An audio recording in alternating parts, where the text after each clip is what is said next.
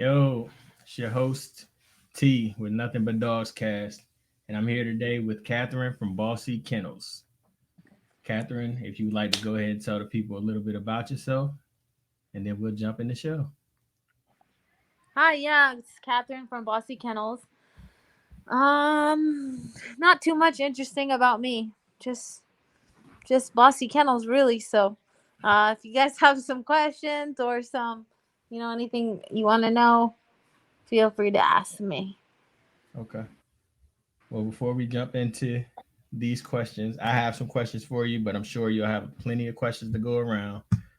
This segment is going to be sponsored by Gold Club K9 Group, and you can visit goldclubk9group.com and use the discount code BDP, and that'll get you 12% off your order. Um, Okay. yep.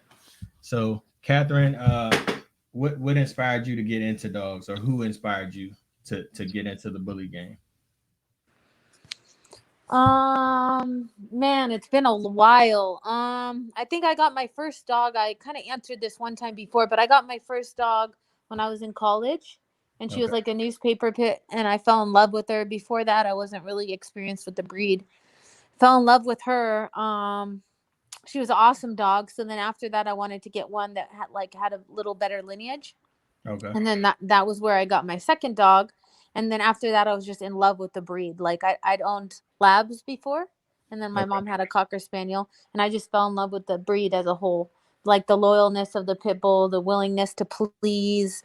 They were really different as a breed as the from the other breeds that I'd had experience with before. Yeah, definitely. Um, so you committed after college or while you were in college, like full time to the bully game? I committed partly while I was in college. I kind of started, but it was like more of a hobby. And then I started like studying, the different lines of dogs. That's back when Mugglestone was popular. Did a breeding with Boogie Monster, was like one of the first breedings I did. When old school Gaudy line dogs were popular. Hmm. Just kind of went to shows, acclimated myself with basically what I was doing, and studied the internet, search engine optimization, and everything about just marketing, and just kind of went slowly. I would say I got really really into it after we obtained Arnold, which was a couple years later, and that's when I started getting really serious about the dogs. Okay. So who were your foundation, male and female? Foundation male and female. I would say foundation male was Arnold at the Okay. beginning. And then probably the female probably was Bam Bam. That was one of his daughters. And she's Victoria's Secret's mom. And Hmm. they were probably my two foundation dogs from the very beginning. Okay. And what about Arnold made you gravitate towards him? Arnold was one of the most spectacular dogs I've ever seen. He was muscle on top of muscle. And I remember every time everybody saw him, they were all thinking that people gave him steroids and, something was wrong with him. And I remember the first time my mom ever saw that dog, she's like, don't put your face close to his face. Like, he really just had that wow factor. And he was the first dog I saw that really blew me away. He looked like he was almost from like a movie or a cartoon. He was owned by a couple out in Washington at the time, and I became friends with the couple. We did a breeding with him, and then later on, the opportunity arose for me to purchase him from them. They were going through some family stuff and had to relocate, so I was able to actually purchase the stud at that time. And they gave me the first opportunity to get him because they thought he would be in the best care with me. So that was really a blessing. And then that kind of was the beginning of the real Bossy Kennels. Okay. And where did Bam Bam come from? Bam Bam's from one of the first few breedings I did with Arnold, which was Arnold and Penny. And then that created Bam Bam, who's Victoria's mom. Yep. Okay. Um, so who should people look for in the future coming from your program? Who should they look for in the future? Um, So I know we Jumanji is huge right now. Jumanji is huge right now. It really depends on what your style is. We Yeah. have a few different styles. Axel One of my favorite dogs is Good Bar's son. That dog, pictures don't do him any justice. Like in person, that dog is one of the freakiest, I've ever seen. For Merles, we have both Jumanji and Rome, two different styles. Mhm. Jumanji is in a league of his own as far as extremeness. He's extremely extreme. Like Mm. one of the freakiest dogs I've ever seen. Rome has a little more height on him. He's a big dog. So it really depends on the style that you like. And then of course we have Good Bar, who's probably our most famous male. Mm. He's going through ACL rehab right now, actually. Oh man, sorry to hear that. It's okay. Thank you. How, how long has that been? He got one surgery on his leg and retore it during rehab, then had to get another surgery. And then they kept him at the vet for like 2 months at that time. And we got him back and he retore it again.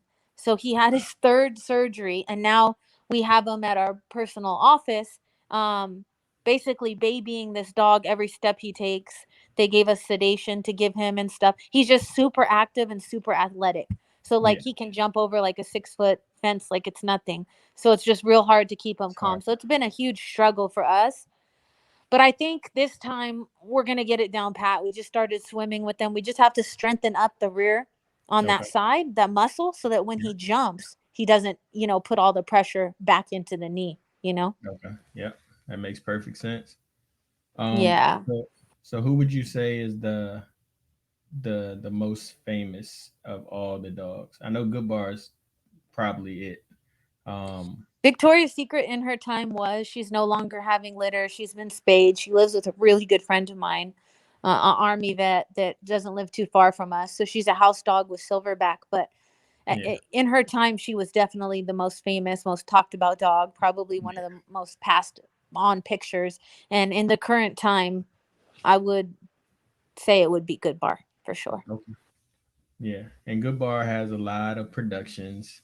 Um, how do you manage like as far as like your stud fees? Because I know a lot of people look at their stud fees. They may go to your website and like, are you serious?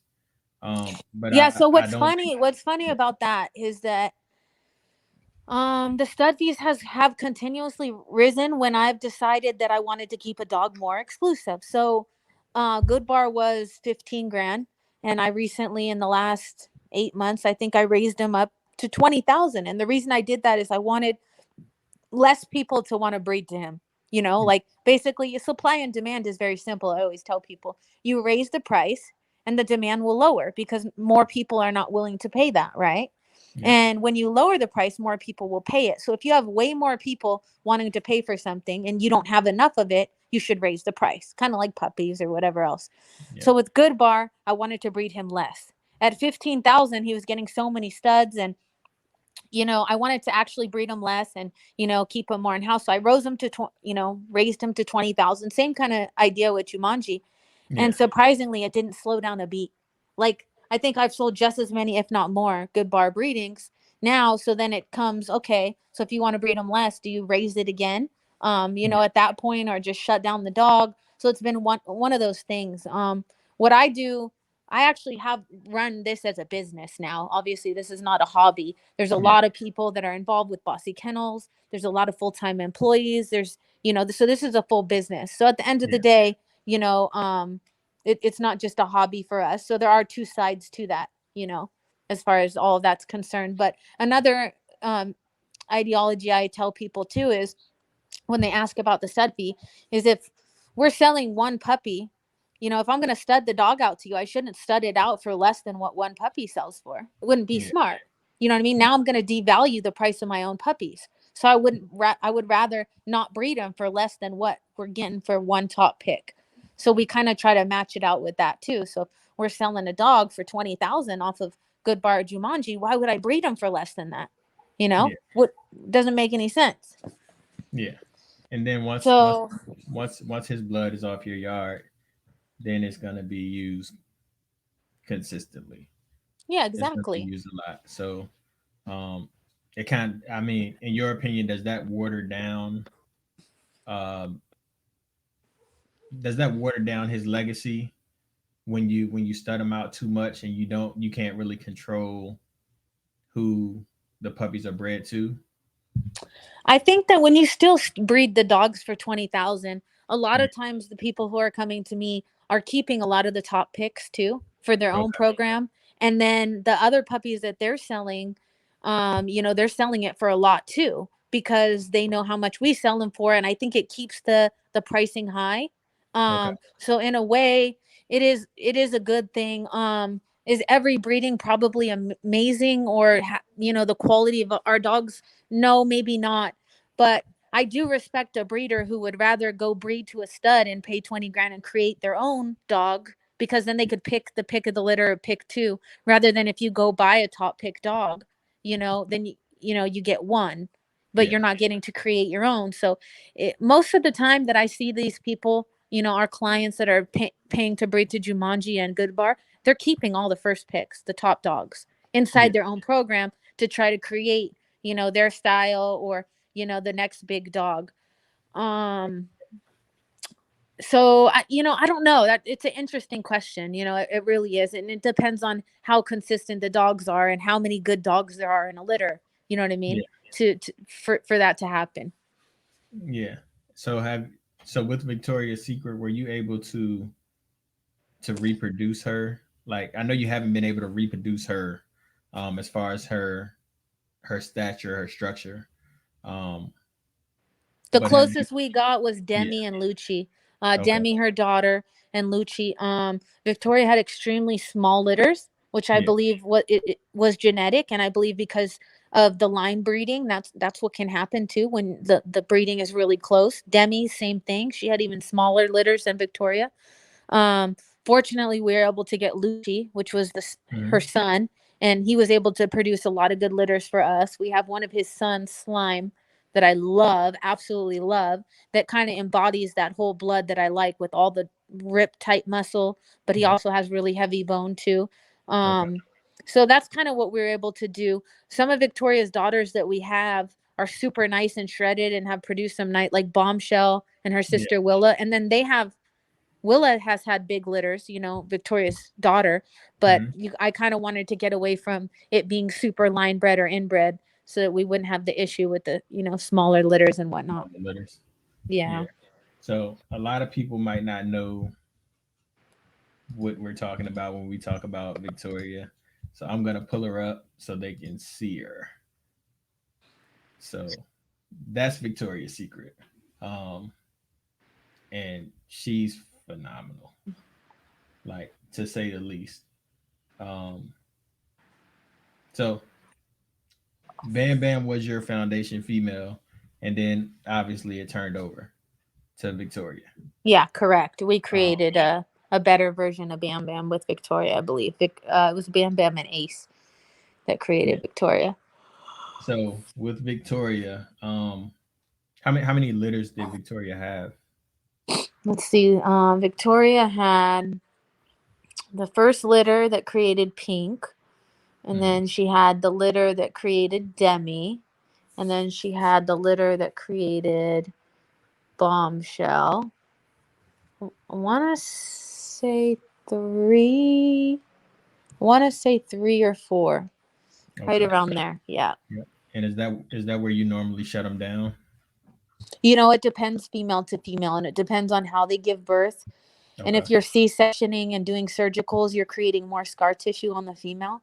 So Hmm. you can't breed them as much. If your female's giving natural birth and, you're not cutting her a lot and she's recovering nicely and stuff, I believe, you can go for maybe the most five, but we've never bred a dog more than that.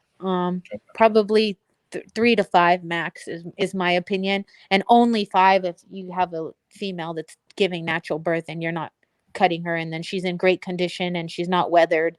You really have to kind of know your dogs, and you can also talk to the vet about how healthy your female's uterus is, and what everything looks like in there and what's kind of best for the female.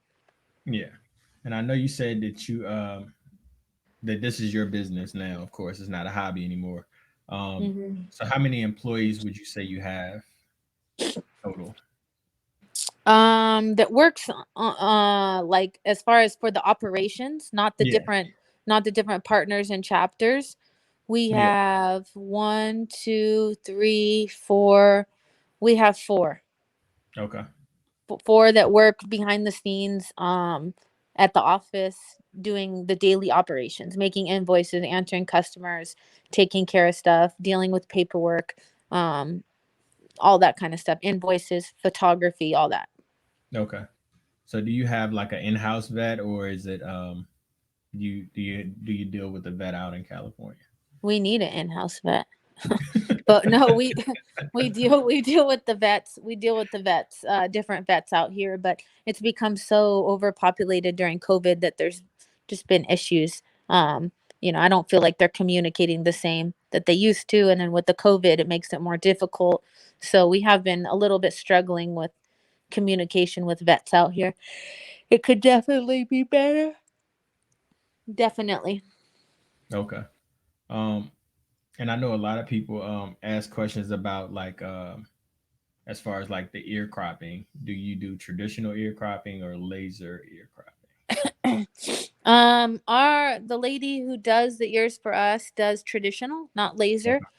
I've taken the dogs to many other ear croppers before, and I've never liked the results. And then we always go to and this is the same lady that I've been dealing with since when I owned Arnold. So she's been doing this for probably 20 plus years in Southern California. She does the traditional way and then, tapes and posts them. Okay. We only do it for clients that either request it or for our own dogs, of course. Okay.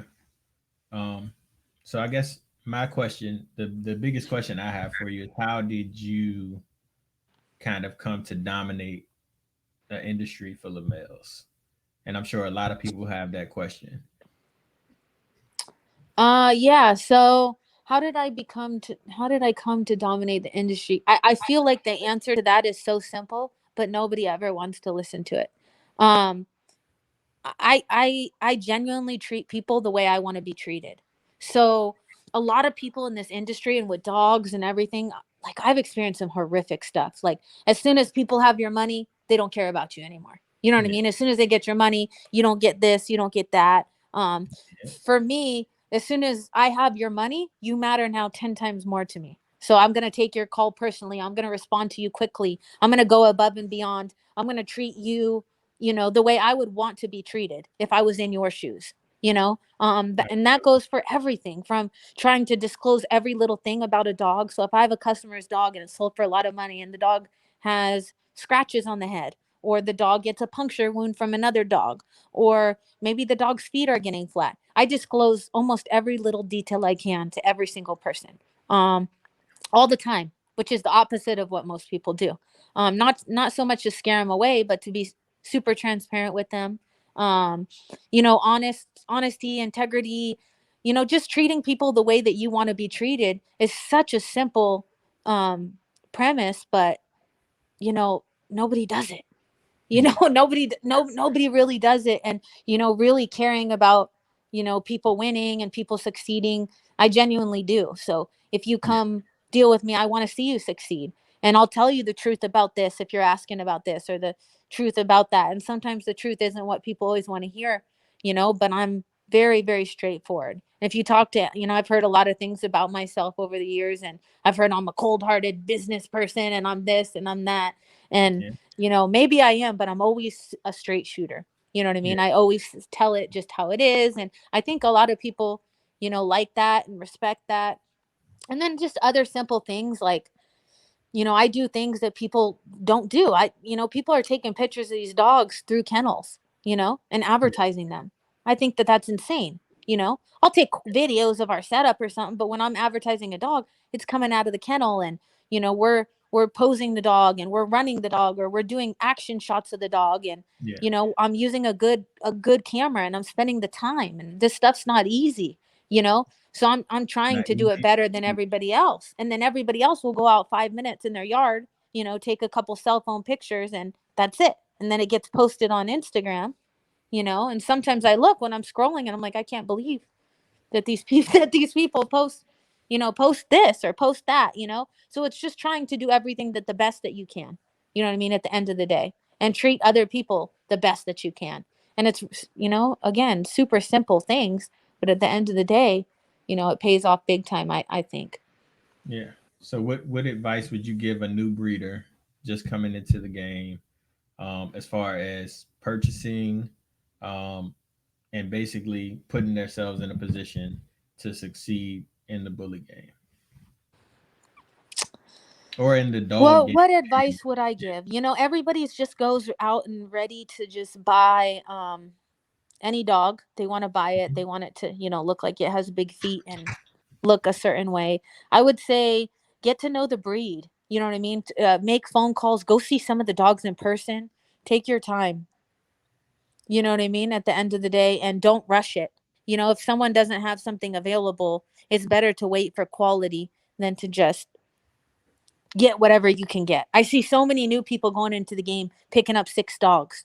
You know what I mean? Yeah. 7 dogs quick. If you can buy 6 or 7 dogs in a week, they're probably not all gonna be good dogs. You know Yeah. what I mean? Because you Yeah. know how it Definitely. is. Being in a kennel, like it's hard to get good quality dogs, and you got to wait, and you got to get on lists. If these dogs Yeah. are gonna be, something really nice, and a lot of people aren't patient for that. So I would Yeah. say be patient, and you see so many people later on, man, I didn't know what I was doing, or Yeah. this or that. So take your Totally time. agree. Yeah, take your time and learn what you're doing, and ask questions and educate yourself, and at the end of the day, that's going to pay off tenfold, I think. Yeah. So I would say, Thanks for I coming. guess, just save your money and invest in something quality over rushing. Um, Definitely. And because a yeah. lot of a lot of people don't know what quality is. You know what I Yeah. mean? At the end of the day, they don't know what quality is. So it's like, it's almost like shopping for, some type of specialized vehicle that you have no knowledge in. How could you go make a good purchase? Yeah. You know? Yeah. And it's hard, because I see a lot of litters. I've seen a lot of litters where everybody's like they want the biggest pup, and the biggest pup ends up being the smallest adult a lot of times. Let, You know, let me tell you a story about that you bring that up, because that's really funny. So there's a dog. I don't know. Do you follow our program pretty closely? I do. Okay. So do you have to know who Mr. Perfect is. I do. Right? Okay. So I'm going to use him as an example. Mr. Perfect's mom was not a big dog by any means. Yeah. 85, 90 pounds maybe. Okay. Her her lineage, she has Champion Merc in her. And Okay. Champion Merc was one of our smaller dogs too. He was almost a borderline standard show dog. So when Mr. Perfect was around, he was our keeper, and he was perfect. That's why I nicknamed him Mr. Perfect. He was perfect. But I told my partner, I said, I don't know how big this dog is gonna be. He wasn't a massive sized puppy by any means at the Yeah. time. 6 weeks old. He wasn't massive, but he was a perfect. Like his structure was perfect. And I said, well, hopefully he'll hit 100 pounds. You never know. But one of the reasons we decided to not keep him is we didn't even know if he would have the size. Just Yeah. like what you're saying. Okay, well, this is the same dog that I don't know what he weighs, but I think he's almost 130. You know what I Yeah. mean? And he's amazing. Yes. Amazing. So what does that tell you? That tells you that size is not what you look at when you look at the puppies. You Yeah. want to look at the structure and the stance and everything, because just like what you said, a puppy, just because a puppy is not massive and 30 pounds at 10 weeks doesn't mean it's not going to be 130 pounds. I've seen dogs like Mr. Perfect that aren't that size that are 130, and I've seen dogs that are 30 pounds at 10 weeks that end up being only 100 pounds. Yeah. So there's a lot of factors that go into that with the puppy. Some dogs, they wean better, they wean easier. Hmm. Others don't. There's just so many different factors involved. So picking on overall size, um, no, we don't do that Yeah. anymore ever. So do you guys don't go outside of the yard at all now, right? We do. We use Zorro recently. I Oh, bought 3 studs from Zorro. Really nice people to work with. We've been heavy into health testing recently, trying to, tackle that whole, there's all kinds of tests that you can do for the dogs, and yep. x-rays and stuff. So we've been getting into that heavily, and Zorro had a lot of health testing done. We also use Champion Chinook, who is health tested as well. We've used Primo. I've had a few dogs from outside the yard. Um, Yeah. it's a little bit hard because when you breed in outside blood, you don't really know what you're getting temperament wise, and then again health. With our Yeah. with my line, I kind of know, so it's like, it makes it a little easier. But in my opinion, everybody needs to outcross. I'm not a huge fan of just inbreeding the Yeah. heck out of your program. I know a lot of big programs are, and they just want to line breed. Um, that's not for me. So you will see us frequently outcross for sure to try to bring in new things. Now, does it always work? No, but I think it's vital to keeping the line healthy. Okay. So what are your plans with the pups from Zorro? The black girls from Zorro are amazing. One of them is in season right now. I had a stud I really liked to use that I wanted to use. Vader, the guy Mhm. Trey had done health testing with him. I had saw him on the health testing board, but unfortunately, he's not able to collect and send them to me, which is another issue I have a lot of times. Trying to use outside studs is that a lot of people can't get to the vets, can't Yeah. send us the semen, can't do so. You run into multiple problems. So I was wanting to use him, and now we're kind of in the search again, Okay. for something nice. But he was health tested, and he was a nice looking dog to me. So I'm kind of again searching so that I don't have to breed those back into our stuff yet. I'd love to outcross them one more time, Yeah. and then have kind of a whole separate bloodline to breed in. But we'll see how that works out because we're always looking for dogs, but my standard's pretty high, so I kind of want them to fall in a certain criteria. Definitely. And as far as like health testing, I know you said you're working on your kennel getting every dog health tested now. Mm-hmm. And how far along in the process are you with that? We're doing pretty well. Okay. I don't highly advertise it because we don't have 100% tested dogs in 100% every area. Yeah. And I don't ever want to come off as one of those people like I'm, snobby, like I'm better than you Yeah. because I do this and do that. Health testing is for bettering the breed. So it's Yeah. for my knowledge. A lot of people don't ask me about health testing hardly ever. Some people internationally do occasionally. We're pretty far along in the process. We've done a lot of dogs. Jumanji was pre-limbed with good hips, normal elbows, good patellas, perfect cardiac. Wonka's finalized. He's on the OFA site with good hips, good elbows, good patellas, normal cardiac. Buddha was finalized with fair hips, normal elbows, good cardiac, good patellas. We've been focusing on hips, elbows, and patellas. Yeah. Those are the big things that I see issues with these dogs. If you actually go and look at the research, they say 60% of this breed have bad elbows, which is Yeah. high.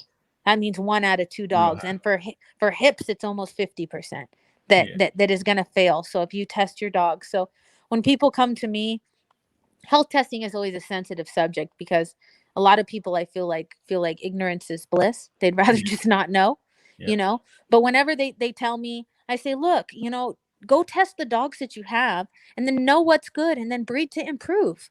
You know what Yeah. I mean? And then keep what's off of your good dogs. And I've had that conversation with so many people at the end of the day because that can only better, I think Yep. other people should be encouraging. And I'll never put other people down for health testing. It's probably the only Facebook group I'm an active member in is the Yeah. health testing group because they actually care about bettering the breed. And at the end of the day, I can't sleep at night if I sell a dog for, 20 grand and it's not it can't walk at one. Yeah. What kind of business is that? We have in our contract we don't guarantee hip and elbow dysplasia. But every single time someone has hit me up if there's ever been a problem with the dog and the dog's been young, I've always taken care of them. And even when you do test, this is what the most people against testing say. Even when you test, you could have dogs that are failed. Yes, you can. It's true, Yeah. 100% true. But your percentages are a lot less, Yeah. you know? So there is a lot of responsibility behind that. So oh my God, we've spent tens and tens and tens of thousands on health testing on Yeah. dogs, and I've spayed and neutered big time dogs that we could have made a lot of money on, because they've failed terribly. You know what I Yeah. mean? Certain dogs, and I just be quiet and spay them. We pet home them, and keep on moving. Yeah. Yeah. I think that's part of the problem is people lack the transparency that you were just talking about, and you just threw out some big name dogs, um, and you were transparent with their results, and a lot of people aren't. And I think that's kind of where the the bully game kind of falls some.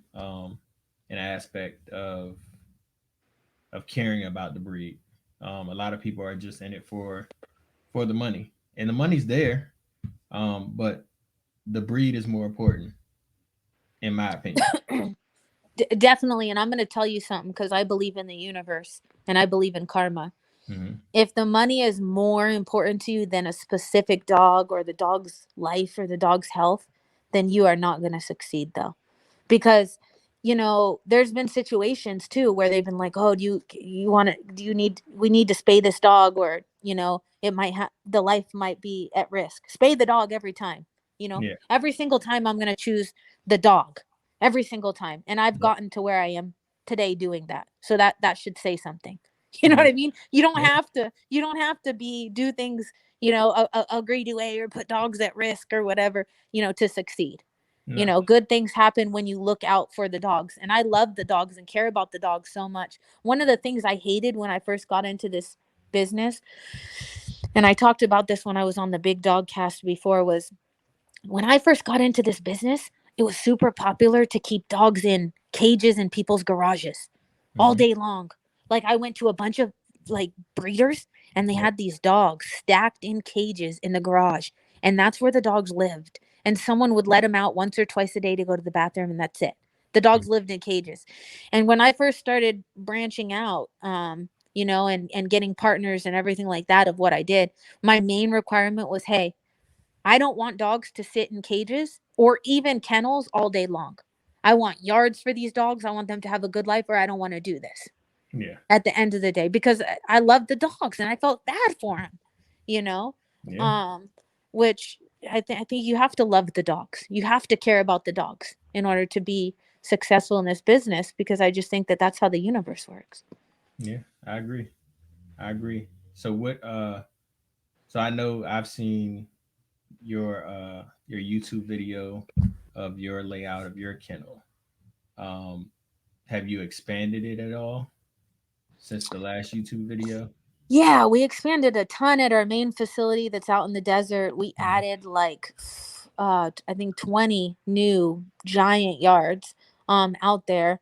For the first time we have open ones, so we have empty ones um to put puppies in or to do boarding. I want to build kind of like a pool like area, but we've been super super blessed these last few years, so we definitely reinvested and just put a ton into the outside runs over there. And I definitely want to make a new video of it out there when it's completely finished. It's like 90% done right now, but we still have to add the roofs, and we're going to build some custom enclosures and stuff. Um, but we got to do a lot out there, and we definitely have over a quarter million invested in just in that backyard alone.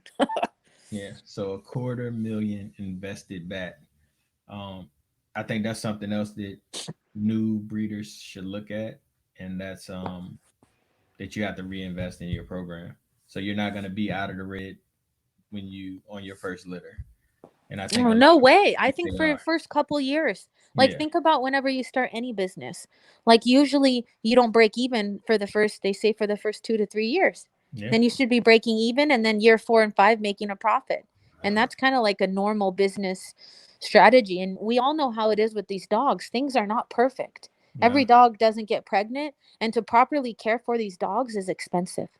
it is very expensive. So, Um, I mean, I feel like when people get in it all for the money, mm, it's doomed from the beginning. You know yeah. what I mean? When you get in it and love the dogs and want to do it because you love the animals, then the sky's the limit. I never thought when I first got into dogs I'd ever be where I am right now. I didn't think I'd be able to scale it to the level that we have.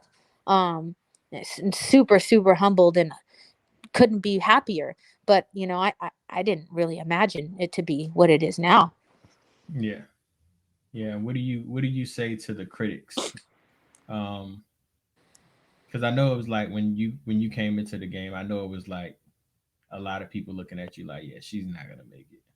Um, what do you say to them as far as I know you're humble, but what do you say to them as far as you being where you are? What do I say to the critics? It's funny. I try to ignore the critics. I try to ignore the critics. I got a lot of people that had, email or DM'd me talking about Goodbar had cancer. They heard he has prostate problems. Does he have this? It's just crazy the stuff that people make up. You know what Yeah, I mean?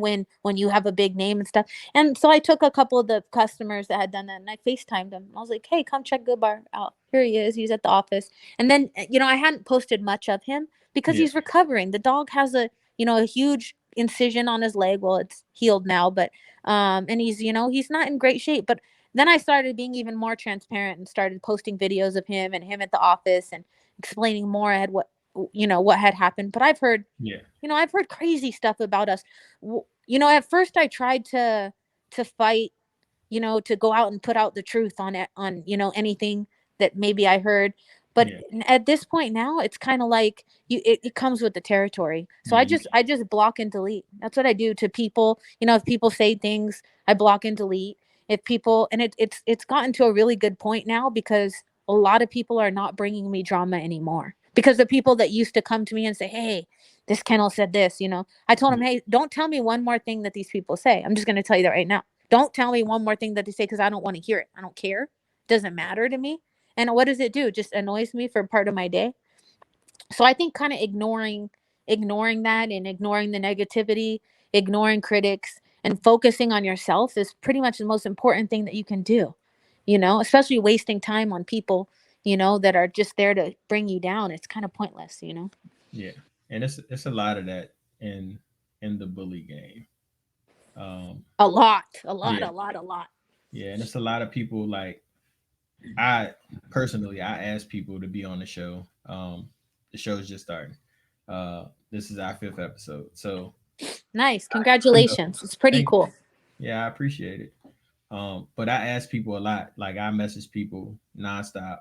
I don't know how many messages I sent, but some people reply with a no. Some people, say not right now. Um, but it's like if you don't ask, you don't know. So that's Exactly. kind of where I am. Um, but I wanna build my brand and I wanna get people on the show that want to be on the show. Um, and that's not saying that the people that I've asked it have told me no in a nice way that I wouldn't ask them again in the future. But some people had, nah, I'm not doing that. Like, nah, that's not worth my time. That's fine. Um, I chalk it up. Good luck with everything you got going on, and I move on to the next one. Um, That's so not it's very nice to say it's not not, worth their time. yeah, That's not very yeah, nice. that yeah. I it mean, growing up, I got told no all my life. So you telling me no doesn't bother me. It's the way you say it though. Um, Yeah, be and I'm respectful at yeah, least. yeah, and I'm respectful. Like even if you come off like that, I hey man, that's on you. That's kind of how I feel about it. So I keep pushing. Um, and I think Good like for you. a lot of people. You emailed us and said, Mhm. however you emailed us and asked us, you were very respectful and gave a date that had plenty of time and um, and the way I see it is, hey, you're trying to do this and why not? At the end of the day, you're trying to talk about dogs and educate people and help people and bring awareness to certain things and why not? So it's definitely worth my time for what that's worth. Yeah, definitely. Like I said, I appreciate it. And you guys responded. Um, and it's hard to get bigger names on shows like this that are just starting. So I definitely appreciate you being on the show and taking time out of your day. And I know Yeah, it's of like the course. middle of your day or the end of your day, business day. But I appreciate you taking out the time and kind of blessing the show with your presence. Yeah, of course, of course. Yeah, and I guess Do you publish it to YouTube or it, what do you do with it after? yeah, yeah. So it's published to YouTube. It's published to IGTV. It's all on all podcast platforms. Anchor, Spotify, Apple, Google.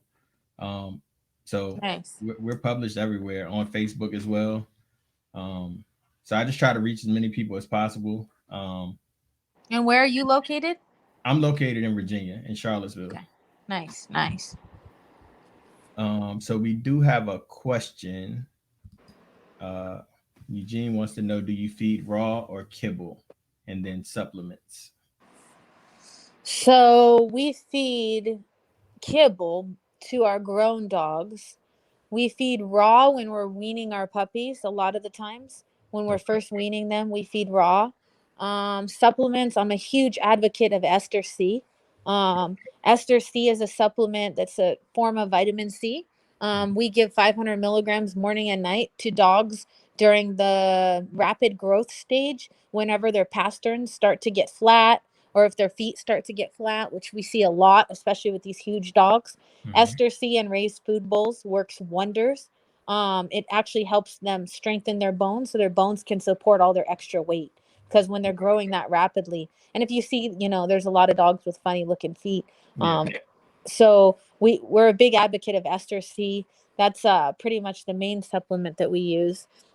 And then you don't want to put too much protein on them when they're young. So we stop the raw, with the puppies by the time they're 8 or 9 weeks usually. Okay. And then we go to make sure we have a low protein food, because this is when they start growing rapidly.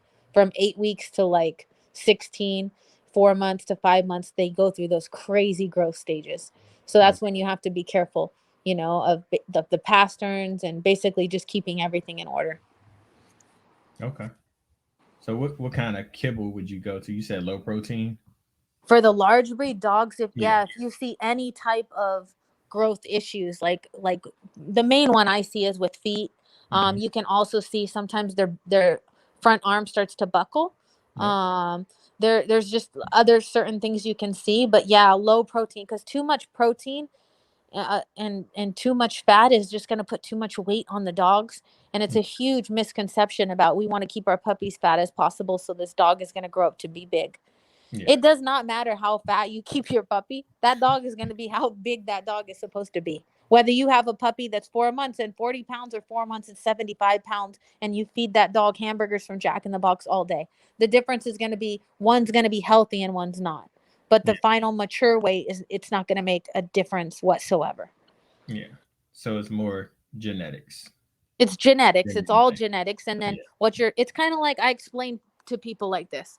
I say, if LeBron James eats McDonald's every single day, he's still going to be LeBron James. He's just not going to be as healthy.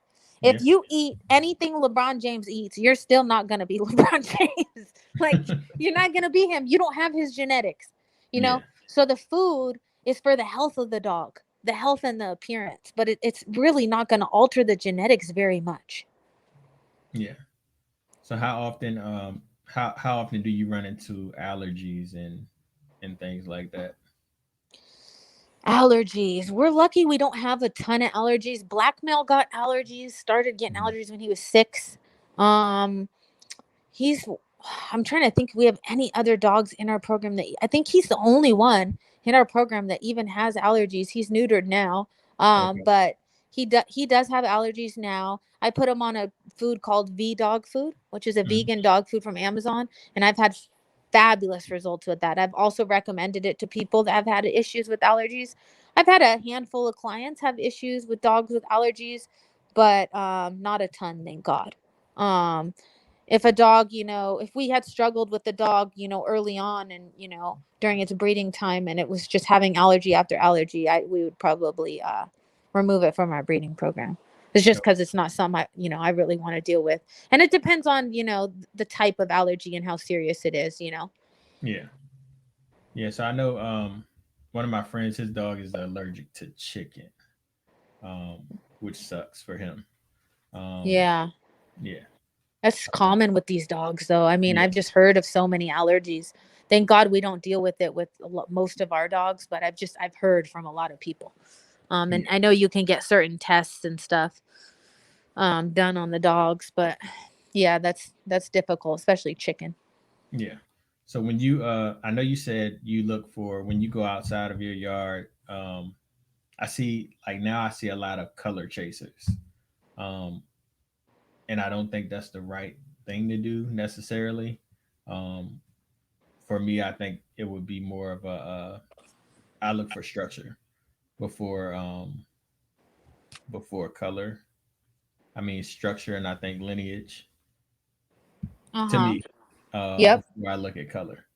But I see a lot of people chasing the color and the Merle gene Yeah, and for not really sure. looking for what's gonna better the breed. So you end up with color, but you know, not Not much. necessarily a good looking Yeah, dog or the best dog. yeah, Um, and that's for sure. But that's always what money is going to do to you. So if somebody sees someone selling something for more a higher price than anything, everyone's going to chase that.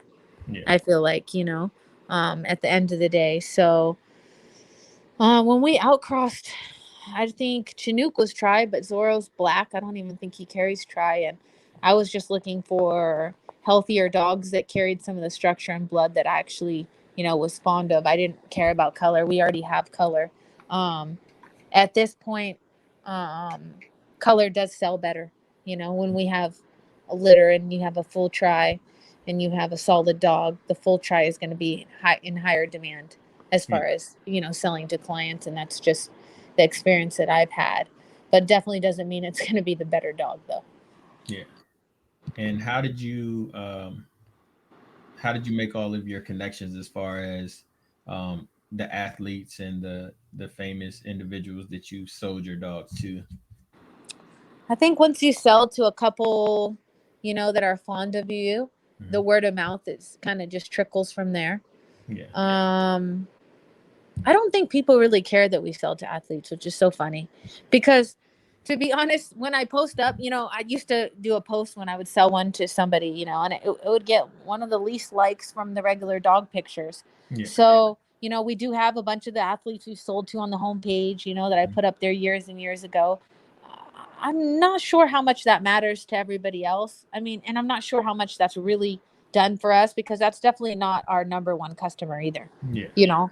So I don't know about the significance behind that. I remember in the beginning how thinking about how cool that was, and I yeah, was so excited and stoked. And then I think the I think the buzz from that died down, and yeah, uh, yeah, and it's cool, but it's definitely not you know the best thing on earth, and it's definitely yeah, not going to take your kennel to the next level if you sell to an athlete. yeah, yeah. I think you kind of it it kind of the rush came down because you're a celebrity now. Oh So God, I am I think definitely that as matters too. far. I am definitely as far from a celebrity as it gets. Maybe I mean maybe I'm known in the dog world, but no, I'm not, definitely not close to a Yeah. celebrity. Not close to a celebrity at all. I think it. Not all. I've had some great celebrity clients. Mhm. Two of my favorite, John Wall and Trent Williams. Yeah. Great guys. Great guys. Really, really nice. Really humble. But I've had a handful of not so nice ones too. You know what I mean? In the Okay. long run, like it's just experiences. That Mhm. even some, and I won't name names, that I wouldn't sell a dog to again, or I had one that like didn't even tell me when it arrived at the airport, and I had talked to this guy. I was so excited and didn't even have the decency to answer any of my messages to know. And then I later was able to view that the dog did arrive, but after he got the dog, just kind of that attitude of, Yeah. someone being, better or more important. You know, I'm not I'm not a big fan of that. Yeah. So Yeah. I've had both It's a turn good off. and bad experiences for sure. Yeah. Yeah. I mean, that's a turn off. Um, so when you first started, and I guess I'm asking for personal, when you first started, did you like deliver your puppies yourself? Like as far as like to the people that were purchasing? When I first started, I lived in Northern California, and most of the people that bought my puppies, I believe, were like local. Okay. When I first started selling puppies, I wasn't selling them for a lot of money, and a lot of the people were local mostly. I Mhm. wasn't even really shipping them at that point. Okay. So when you started shipping, did you just have a shipper that you used, or did you We put try them to on find? cargo. I put them on a plane, like Okay. underneath, and then we shipped Yep. them as cargo. Um, and then they would arrive, and the people would go and pick them up from the cargo port at their airport. Now we do a lot of, puppy nanny shipments. Um, One of my best friends actually um, delivers a lot of our dogs for us, Charisse. So we're Okay. lucky to have her. And then, she hand delivers them to the customers a lot and carries them on the plane. But that only works up into a certain amount of pounds. Yeah. And once they get over a certain amount of weight, I know she's told me a couple times, like, girl, this dog's about 40 pounds. I can't put this dog in this little carrier. Like, there's no Yeah. way. So, then you kind of have to ship them cargo or, a different route. But I definitely love the hand delivery because then you know who's handling the dog and that the dog's safe the entire time. Yeah. Yeah. Well, um, do you have any advice for the people that are watching? I know I had one young lady, and she's like your biggest fan. Um, she's messaged me every day, like, "Hey, make sure you post it. Make sure you post it. Make sure you post it." And she's just trying to get into the game. But she is literally your biggest fan. Who's my biggest fan? What's her name? Let me look her up. Give me 1 second. Let me pull it up. I need a fan today.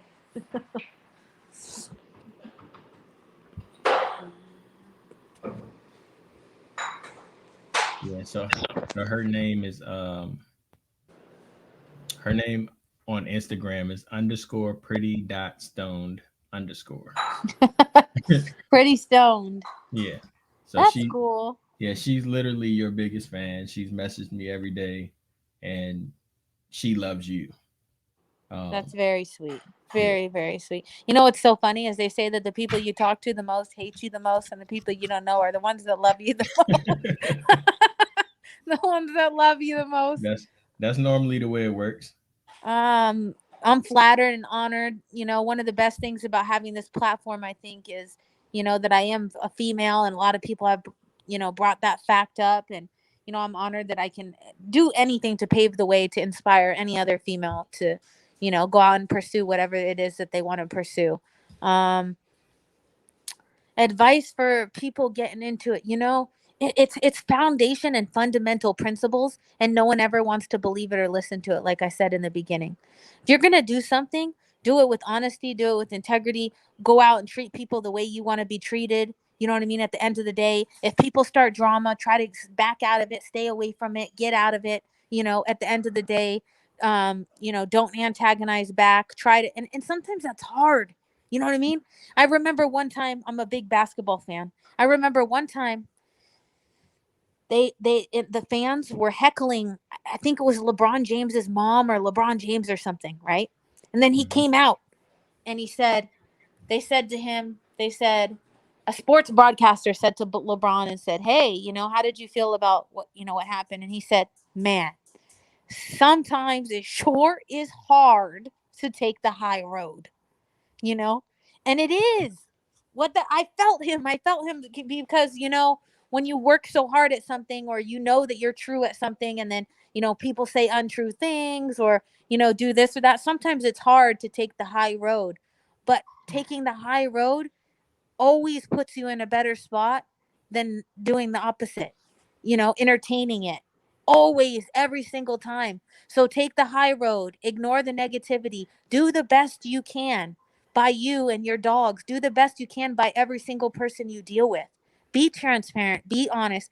People can tell, people know. So, and that's the other thing, like at the end of the day, people know what the truth is and what the truth isn't. You know what I Yeah. mean? People can say all this or say that, but people know. And there's a reason why, we have so many people that come back and buy dogs from us and such a big following. And it's not because, of this or that lie. It's because people trust me or people trust us. And that's everything. And why do they trust us? Probably because we're transparent. Probably because we're telling them this and telling them that and treating them the way we want to be treated. And does every single customer I've ever dealt with like me? No, of course not. It's That's not not gonna going to happen. happen. You can't Yeah. get 100%. I've dealt with some crazy people. And the best thing to do with the crazy people is give them their money and get away from them. You know Yeah. what I mean? At the end of the day, like, just avoid the situation. So nobody's going to get 100% satisfaction rate. But I think that most of the people I have relationships with, and that clients that are good clients of ours, that they like me. They like the straightforwardness. They respect it, and it creates a good relationship. And then they trust me to send us, you know, a lot of money, X amount of dollars. Yeah. And that's the most important. And a lot of people, it's so crazy that a lot of people don't get that. People look so short term and not long term. Yeah, And by that I mean, like, oh man, I really need this 5,000. I don't want to give this guy his 5,000 back, yeah, or whatever. But you do this guy right, 7 more people are going to come from him. You know, yeah, that's the long term vision versus short term. Same yeah, thing with the health testing. yeah. And that's a I see a lot of um scammers, uh, to put it nicely. And I actually dealt with one, but it was it's an experience. It's a learning experience. Like Um, scammers that say they have dogs that they don't really have, or um, scammers that Scammers do that have dogs and just. yeah, both. I see scammers that post other people's dogs, take deposits on them, or scammers that have dogs and they just do other things, like not send paperwork, or never deliver the paperwork, or don't deliver the dog and take the money. Um, so I've seen a lot of that, um, Me too. which doesn't it. I mean, it doesn't help the game at all. No, it doesn't. It actually makes it a lot harder. So I mean, what do you say to people as far as that goes? Like, people are trusting you with $20,000, for instance, um, for you to use Jumanji. So what would you say to somebody that is studying out their dog, um, or is about to purchase this, make pay the stud fee?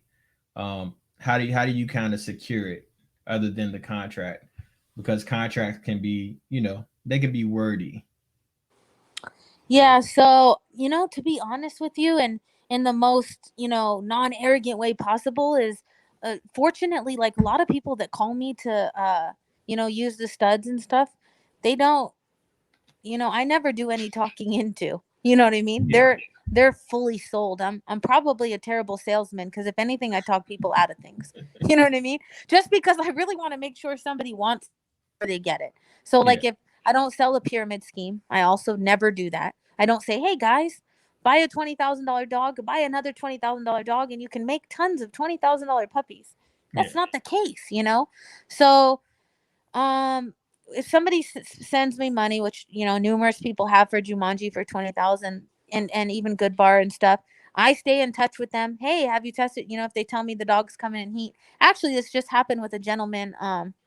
Just recently, I was checking in with him more than he was checking in with me, and I'm like, "Hey, buddy, did you get your dog checked again? Like, what are the numbers?" And I also sometimes try to send a frozen out there in advance to people that want to take it, to secure the stud. That way, if their dog ovulates and quick, and it's you can't get semen, or they check and the number's 25, they can breed the same day. They have the yeah, semen there already. So I'm always just trying to do extra, because they're spending that type of money. And I know the gentleman Jonathan had told me the other day, he's like, "Man, thank you so much. Like, I can't believe how much you call, and how much you're caring about my breeding." And I said, "Hey, you're spending 20 grand with us. I want to see you win. I want to see you succeed."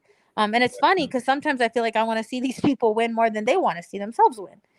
But at the end of the day, that's kind of what I do. Is I try my best to give superior customer service. Now, with the volume that we have been doing, we are spread out. And Jacqueline, who's my right hand man, she's the operations manager. A lot of people know her as Janelle. She deals with a lot of customers too. Um, so it's kind of trying to maintain that personalization relationship while the volume is raised. And I definitely want to make sure that we're still able to give everybody the customer service that I would want. It's super, super, super important. yeah, yeah, definitely. Well, I've taken up an hour of your time, and I appreciate you being on the show. Um, Of course, yeah, of any course. any any last words you want to say to the people? um just thanks for airing in, thanks for being interested enough to listen to what I had to say.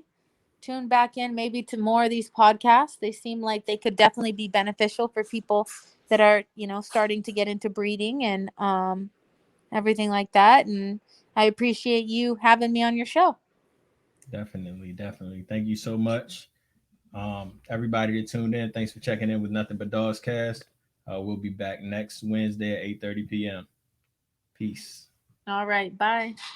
Bye, Kat. Thanks.